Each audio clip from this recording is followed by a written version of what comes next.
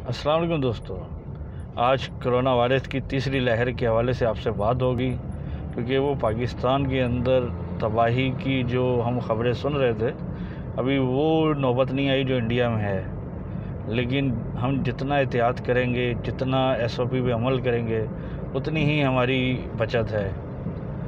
इस वक्त जो सूरत हाल पूरे पाकिस्तान के अंदर है, उसमें पंजाब KPK की जो शरह अमवात है वो बढ़ चुकी है। बलूचिस्तान भी उसके पीछे पीछे जा रहा है। सिंध में हम अभी वो ख़बरें नहीं सुन रहे जो पिछले साल हमें कराची के हवाले से या हैदराबाद के हवाले से सुनने को मिल रही थी कि कोरोना के जो केसेस हैं वो काफ़ी बढ़ चुके हैं।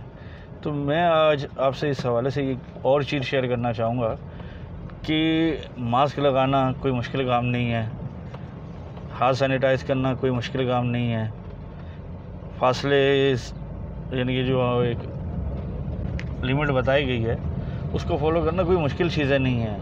हम आसान चीज़ों को छोड़ देते हैं, जिसकी वजह से हम बड़े नुकसान की तरफ चले जाते हैं या बड़ी मुश्किल में फंस जाते हैं। और चंद दिन से सोशल मीडिया पे जो आप इंडिया की सूरत हाल देख रहे हैं, लोग चलते फिरते गिर रहे हैं, ऑक्सीजन की कमी हो रही है। तो ये सारी वो चीज़ें हैं कि अगर हम एहतियात नहीं करेंगे तो हम भी उस कैफियत में चले जाएंगे जिससे इस वक्त इंडिया के लोग गुजर रहे हैं।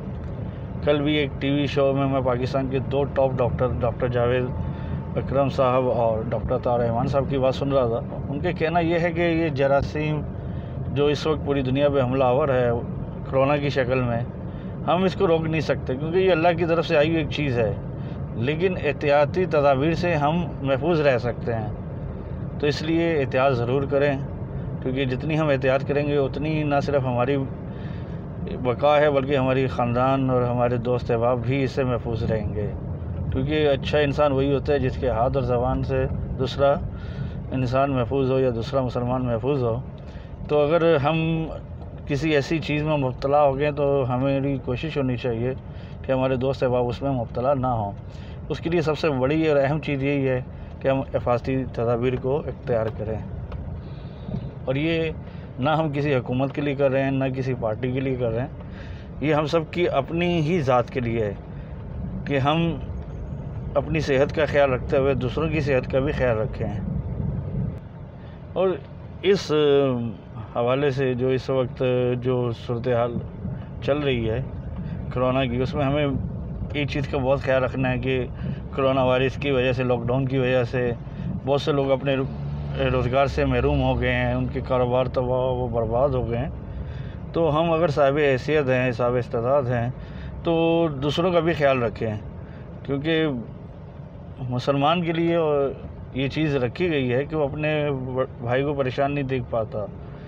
तो अच्छे इंसान और अच्छे मुसलमान होने की यही निशानी है कि मुश्किल की इस घड़ी में हम अपने उन तमाम अज़ीज़ व अक़ारिब का भी ख्याल रखें जो इस वबा में या तो मुब्तला हो चुके हैं या उससे मुतासिर हैं रोज़गार के हवाले से भी।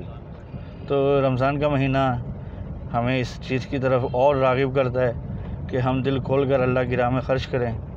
तो कोरोना वायरस है तो मौजूद पूरी दुनिया में, जिस लोग इसको मजाक समझ रहे हैं उनसे मेरी गुजारिश है कि इसको आप सीरियस लें। ये माना ज़रूर कि पिछले साल उस कैफियत नहीं थी जितना हमने इसको बढ़ा चढ़ा के पेश किया।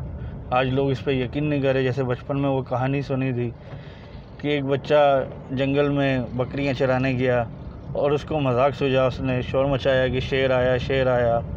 तो गांव वाले डंडे और लाठियां लेके आए। उसने कहा मैंने तो मजाक किया। चंद दिन बाद असल में शेर आ गया।